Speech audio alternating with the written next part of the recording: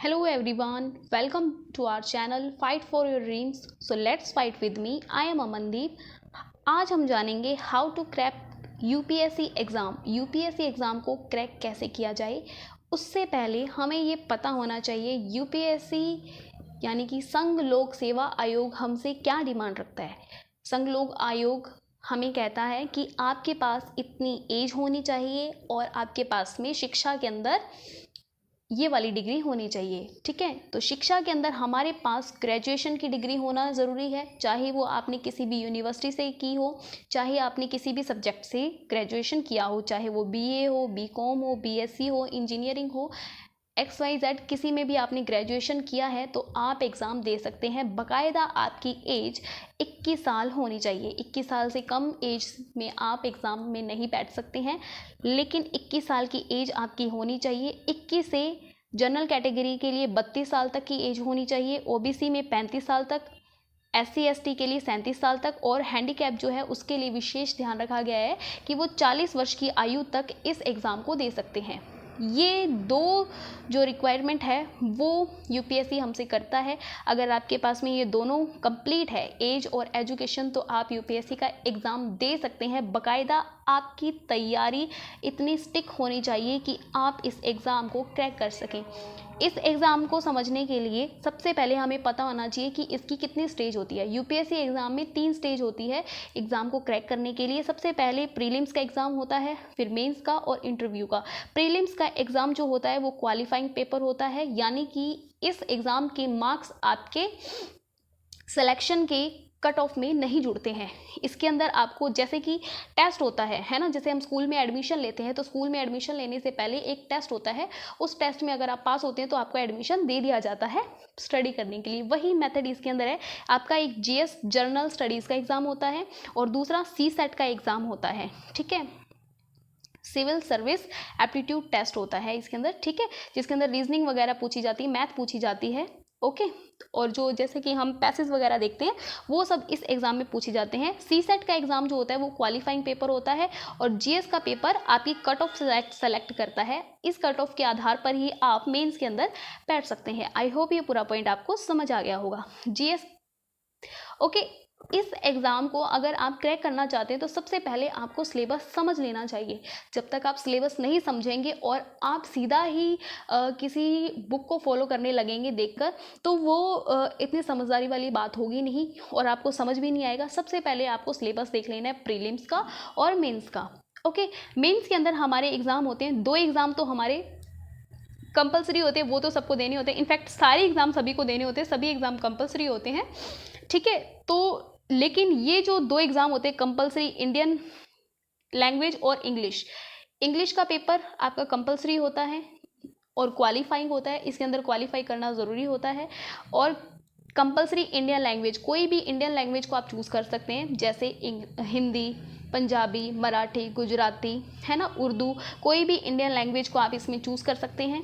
ठीक है, और उससे आपको एग्ज़ाम देना है उस लैंग्वेज से। और अगर आप वो एग्ज़ाम, इंग्लिश का एग्ज़ाम और आपकी लैंग्वेज का एग्ज़ाम अगर आप क्वालिफाई कर लेते हैं तो आपके बाकी पेपर चेक कर लिए जाते हैं। उसके बाद में आपके कट ऑफ को जो सेलेक्ट करते हैं, आपकी कट ऑफ को जो डिसाइड करते हैं, वो होते हैं पेपर। ऐसे का paper, GS paper 1, GS paper 2, GS paper 3, GS paper 4, optional 1 और 2।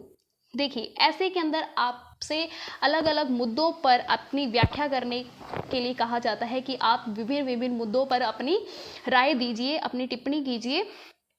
ठीक है, इस तरीके से आपसे ऐसे, ठीक है, यानी कि एक पूरा निबंध आपको लिखना होता है। ये जो ऐसे का पेपर होता है ये काफ़ी कहा जाता है कि अगर आपने ये सब पेपर अच्छे से कवर किए हैं, इन सब का GS पेपर 1 से लेकर GS पेपर 4 तक के एग्ज़ाम पेपर को अच्छे से तैयार किया है, तो आप ऐसे का एग्ज़ाम अच्छे से लिख सकते हैं। बिल्कुल सही बात है। इन सब पेपर का GS पेपर 1 से GS पेपर 4 के सिलेबस का ये मिक्सचर होता है ऐसे।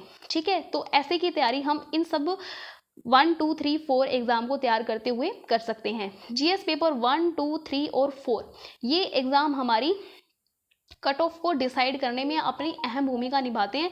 और एक बात आती है ऑप्शनल। ऑप्शनल के अंदर आप कोई भी एक सब्जेक्ट चूज़ कर सकते हैं जो आपका इंटरेस्टिंग सब्जेक्ट है, जो सब्जेक्ट आपको अच्छे से समझ आता है, चाहे आपको वो मैथ समझ आता है, चाहे आपको इंग्लिश अच्छे से समझ आती है, चाहे आपको हिंदी अच्छे से समझ आती है, कोई भी। इसके अंदर काफ़ी सारे आपको सब्जेक्ट दिए जाते हैं ऑप्शनल के अंदर, ठीक है।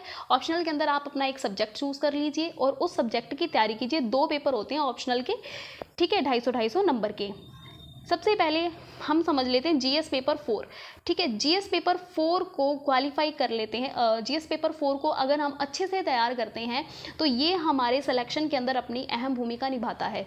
जीएस पेपर 4 को हमने कभी पढ़ा नहीं होता है पहले, हाँ, तो हमने कभी स्कूल में और ना ही हमने कभी कॉलेज में पढ़ा होता है। इसीलिए इस एग्ज़ाम को मैं अलग से बता रही हूँ, क्योंकि हिस्ट्री, भूगोल, इकोनॉमिक्स, विज्ञान, है ना, प्रौद्योगिकी, ये सब चीज़ें हमने पहले सुनी होती है कहीं ना कहीं, लेकिन सत्यनिष्ठा, अभिरुचि और नीति शास्त्र जैसी चीज़ें हमने कभी पढ़ी नहीं होती है। हालांकि ये सब चीज़ें हमने सुनी होती है, ईमानदारी, मूल्य, वैल्यू, ये सब चीज़ें हमने सारी सुनी होती है, लेकिन इन चीज़ों को डिफ़ाइन करना हमें नहीं आता है। इन चीज़ों को डिफ़ाइन करने के लिए आपके पास एक मेंटोर होना चाहिए जो आपको इन सब चीज़ों को बताए। एक बुक आप सेलेक्ट कर लीजिए इस एग्ज़ाम के लिए, जीएस पेपर 4 के लिए एक बुक आप सेलेक्ट कर लीजिए और प्रीवियस ईयर के क्वेश्चंस को सॉल्व कीजिए। वैसे तो हम इस चैनल पर जीएस पेपर 4 की बुक कवर करवा रहे हैं, द लेक्सिकॉन, हिंदी मीडियम और इंग्लिश मीडियम दोनों के लिए बेस्ट बुक है, ठीक है। इस एग्ज़ाम को क्रैक करने के लिए सबसे पहले हमें पता होना चाहिए बेसिक, हर सब्जेक्ट का बेसिक हमें पता होना चाहिए। बेसिक से एडवांस की तरफ जाना और उसके बाद में लास्ट ईयर के क्वेश्चन पेपर को सॉल्व करना, ठीक है। ये इस एग्ज़ाम की एक प्रोसेस ही रह जाती है। अगर आपका बेसिक कवर है, बेसिक अगर आपने कवर किया तभी आप एडवांस स्टडी कर पाएंगे, ठीक है। कुछ कुछ ऐसी बातें होती है जो हमें बेसिक में पता होनी चाहिए, कौन सी चीज़ कहाँ स्टार्ट हुई, कैसे शुरू हुई, है ना। कुछ टर्मिनोलॉजी होती है जो हमें बेसिक से बताती है और बेसिक चीज़ों को कवर करने के लिए एनसीईआरटी हमारी महत्वपूर्ण भूमिका निभाती है। एनसीईआरटी बुक्स जो होती है वो हर तरीके के सब्जेक्ट का बेसिक कवर करने में सहायक होती है, ठीक है। एनसीईआरटी सिर्फ बेसिक कवर कर पाएगी, यूपीएससी का एग्ज़ाम कवर नहीं कर पाएगी, ठीक है। अगर आपको कोई कहे ना आप एनसीईआरटी पढ़ लीजिए और क्वेश्चन पेपर सॉल्व करने लगी, ये बिल्कुल गलत राय होगी, ऐसा नहीं हो सकता। एनसीईआरटी किताबें सिर्फ हमारा बेसिक कवर करवाती है, हमारी सोचने समझने की क्षमता को कवर करती है, बढ़ाती है। उसके बाद में एडवांस बुक हम कोई भी ले सकते हैं। मैं इतना कहूँगी कि आप कोई भी एक सब्जेक्ट पढ़ रहे हैं उसके लिए एक ही किताब आप चुनिए, एक ही किताब को बार बार रिवीजन करिए, टारगेट बनाकर चलिए कि इस किताब को मैंने इतने दिनों में ख़त्म करना है। ऐसे नहीं कि पढ़ते गए पढ़ते गए पढ़ते गए, पढ़ने से कुछ नहीं होगा, उसे समझना पड़ेगा कि आखिर वो किताब हमसे क्या कहना चाहती है, फिर जाकर हमारे क्वेश्चन सॉल्व हो पाएंगे, ठीक है। ज़्यादा टाइम वेस्ट करने की ज़रूरत नहीं है, बेसिक पढ़िए, जल्दी कवर कीजिए, फिर ही आप कवर कर पाएंगे इस एग्ज़ाम को, है ना।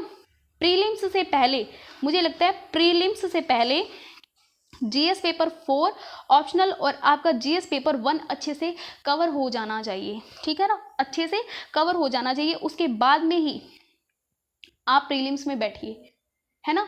प्रीलिम्स आने से पहले पहले इतनी चीज़ें हमारी कवर हो जानी चाहिए। Okay, that is clear. मुझे लगता है कि इतना पॉइंट आपको समझ आ गया होगा। फिर उसके बाद में बात आती है इंटरव्यू की। इन सब पेपर को अच्छे से पढ़ने के बाद में, अच्छे से समझने के बाद में मुझे लगता है कि इंटरव्यू में कोई प्रॉब्लम नहीं आएगी, क्योंकि इंटरव्यू में कोई और बातें तो होती नहीं है। इंटरव्यू में आपकी स्टडी, आपकी नॉलेज से ही संबंधित बातें की जाती है। अगर आप मेंस के इन एग्ज़ाम को अच्छे से पढ़ लेते हैं, इन सब्जेक्ट को अच्छे से पढ़ लेते हैं, तो आपको इंटरव्यू में कोई दिक्कत नहीं आती। फिर भी अगर आपको कॉन्फिडेंस नहीं होता है तो मॉक इंटरव्यूज़ हमारी हेल्प करते हैं, मॉक इंटरव्यूज़ हमारी हेल्प करते हैं हमारी तैयारी करने में, ठीक है। वैसे तो कहा जाता है, ये वीडियो मैं खास तौर पर हिंदी मीडियम वालों के लिए बना रही हूँ, क्योंकि ये तथ्य फैला दिए गए हैं, ये धारणा फैला दी गई है कि यूपीएससी हिंदी मीडियम और इंग्लिश मीडियम में भेदभाव करती है। हिंदी मीडियम के लिए अच्छा मटेरियल अवेलेबल नहीं है मार्केट के अंदर।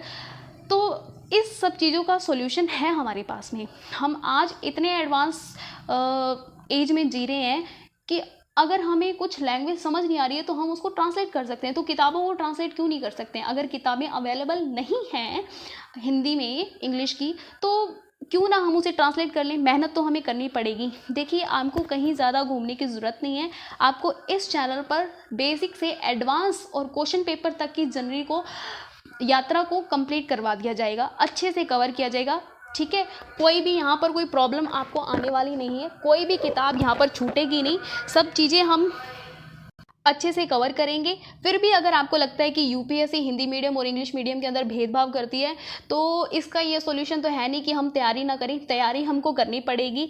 हिंदी मीडियम के बहुत सारे विद्यार्थी जो हैं वो सेलेक्ट भी हुए हैं, है ना। तो ऐसा नहीं है कि सेलेक्ट होते नहीं है, सिलेक्शन होता नहीं है, सिलेक्शन होगा। और अगर हमारे पास मटेरियल नहीं है तो हम इंग्लिश मीडियम के मटेरियल से पढ़ेंगे, हमारी इंग्लिश भी इम्प्रूव हो जाएगी और हमारा सिलेबस भी कवर हो जाएगा। सिलेबस कवर करने के लिए आप हमारे इसी चैनल पर बने रहिए। अगर आप कहेंगे बुक लिस्ट के लिए मैं अलग से वीडियो बना दूंगी और हर बुक लिस्ट जो मैं बुक बताऊंगी उस बुक को अपने चैनल पर कवर करवाने की भी कोशिश करूंगी और पीडीएफ भी अवेलेबल करवाने की कोशिश करूंगी। हमारी मुहिम है कि कोई भी स्टूडेंट या फिर किसी का भी सपना अधूरा ना रहे, हम अपने सपनों के लिए लड़ने के लिए तैयार हैं। सो फाइट फॉर योर ड्रीम्स। मिलते हैं नेक्स्ट वीडियो के साथ में। बाय, टेक केयर, जय हिंद।